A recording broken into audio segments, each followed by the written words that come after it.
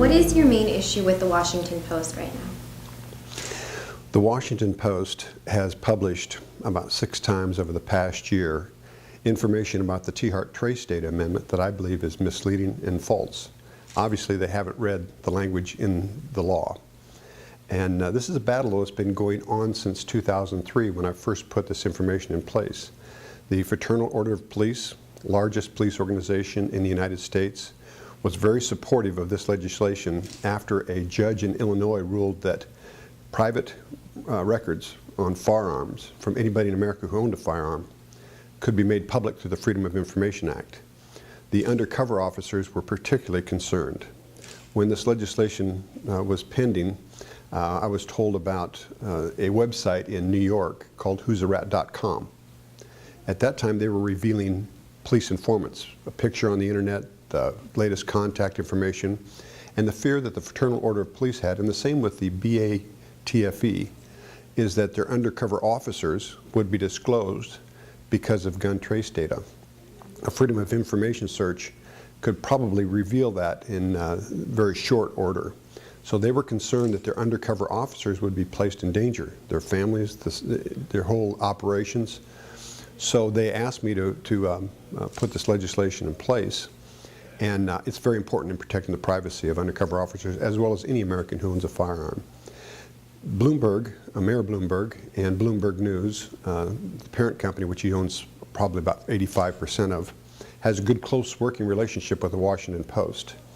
And the Washington Post has published these 6 either editorials or op-eds or information from some source about the Tiahrt Trace Data Amendment that was false and wrong. So I wrote a op-ed, a response. We've asked for repeatedly asked, I should say, for a correction to be published, and at every opportunity that the Washington Post has, they've denied me an opportunity to defend myself. So they've never missed a chance to tell me I can't defend myself or correct the record. And when it's obvious they haven't even read the legislation, haven't even read the law, that something, the element of truth should be published.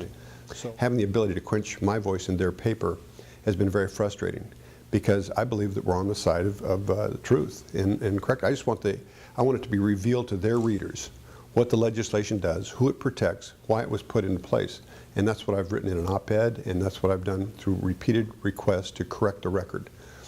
But in every situation, I was denied. So this form of censorship, to me, seems unusual in a country that has freedom of speech, and unfair in a business entity that should present both sides of the issue.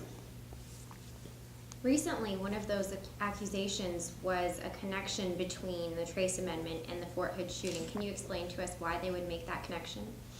Yes, Mayor Bloomberg and his Mayors Against Illegal Guns, a group that he's set up, has made the allegation that the Fort Hood shootings were the responsibility of Tiahrt Trace Data Amendment. That because of that, the FBI didn't have access to purchase records for firearms, and they couldn't stop this Islamic terrorists within our own military. That's false, totally false. Right now, when anybody shows up on a terrorist watch list, then the FBI immediately gets notification, and they have 90 days in which to review it. They can stop the transaction immediately. They have the ability to prevent people from getting firearms if they're on a terrorist list. The real question is, why was he not on a terrorist watch list? I mean, he had it on his business card. He had told people he was trying to convert members of our military to Islam. He'd been in communications with a well-known Al-Qaeda recruiting cleric. And when you're in touch with an Al-Qaeda recruiting cleric, you would think that would put up a red flag, and immediately they would be put on a terrorist watch list. So there's nothing within the Tiahrt Trace Data Amendment that prevents the FBI from doing their job. That false innuendo, that false accusation was carried out in the Washington Post, and they refused to allow me to defend my work, to defend the law, and defend the privacy of every firearm owner in America. And to me, that's unfair and unjust.